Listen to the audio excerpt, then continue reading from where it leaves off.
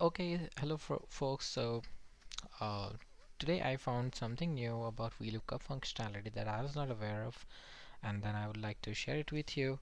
So let's say I want to search a value for Apple. Um, let's say this is a like small uh, data set, but let's say if I have a huge data set and I want to find out certain value from the cell reference, let's say Apple, I want to find out from this table and Apple's value. So Apple's rate here I would like to search, so I'll apply equals to VLOOKUP and then bracket and then Apple. I want to find out this from where. So from I want to find out this two columns.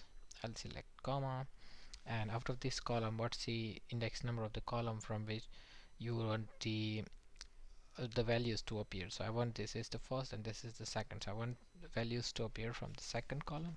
So I'll click on 2, enter 2 and then comma and then 0 for the exact match, bracket over and done. So here you might have observed that I have by mistaken entered Apple twice, and the formula should be giving some sort of error message, but instead of giving me the error message, it gave me the value. Now 200 has appeared. 200 is at the first part, so that's how I'm getting the value. If I'm changing this to 100, so my result is also getting changed, so that is perfect.